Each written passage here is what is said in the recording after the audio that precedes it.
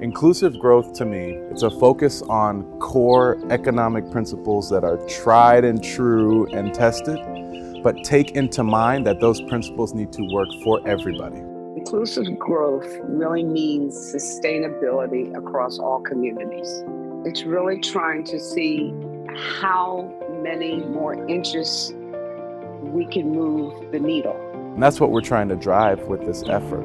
The goal of the regional blueprint is to generate $50 billion in incremental GDP for the region, because closing the racial wealth gap is good for everybody. Everybody benefits. To me, when we think of equity, it is literally not only the opportunity to get to the table, then who's at the table and what does the table look like when we set it. We have a great opportunity with this blueprint. We can't do anything but model success. The Regional Blueprint for Inclusive Growth is a 10-year roadmap and strategy for how we can close the equity gaps and become the most inclusive and competitive region in the country. We know that any individual's life touches all of domains, and we can't approach this in a siloed fashion. Education. Affordable, accessible, high-quality education and skill building. Workforce. Family-sustaining and inclusive employment opportunities. Access to capital. Community wealth generation and thriving entrepreneurship ecosystems.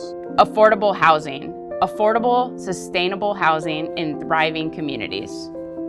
Infrastructure. High-performing and accessible transportation and digital infrastructure. Health equity. Accessible and effective healthcare ecosystems. We expect this blueprint to be a tool that actors across the region can use so that they're really able to invest in those efforts where the need is the greatest and where the potential for impact is the highest. Collaboration is the key. There is no one sector, no one part of society that has all of the answers. Every effort that I know of that is successful has to start with a plan. And what the blueprint provides in our region is a plan that helps the businesses focus on the issues that will bring more inclusivity into the business community. I think when we're able to bring in the private sector and they see that need, it really builds prosperous and stronger and much more effective results for our community.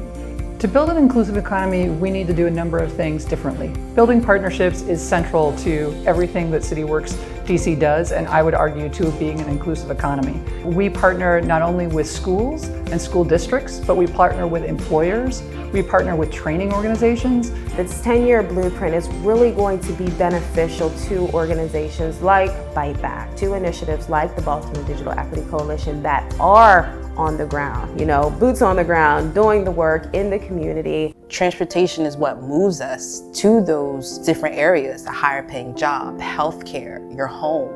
All of that has to have the bones to support it. We always believe you have to include in your coalition community groups, faith groups, labor groups, healthcare groups, and business groups, because health equity is important, that they benefit when everyone has healthcare coverage. We have to be committed to entrepreneurship as a core strategy for rebuilding our communities and making sure that we have resilient households and resilient places all across the region. What I love about workforce development is its transformative potential. When you see an adult come in and have little to no digital skills, and then last day of class, they are a totally different person. They have this confidence that they didn't have coming in. I think we'll set up our young people for success in life and to be a vital component of our growing economy. We also have folks that have survived against very challenging circumstances. It provides me a lot of optimism, a lot of hope towards what we do. I want to ensure that everyone I grew up with and that has been a part of this community, even for generations before me, are able to stay here if they choose to do so. We all benefit when we all benefit. The most powerful asset for transformation is people. We have to look at how we can start improving our communities, uplifting those people that need to be uplifted. If we could just get 100% commitment, even in some of the small things, I know it would be transformative. We have to have the courage to move forward to get this done.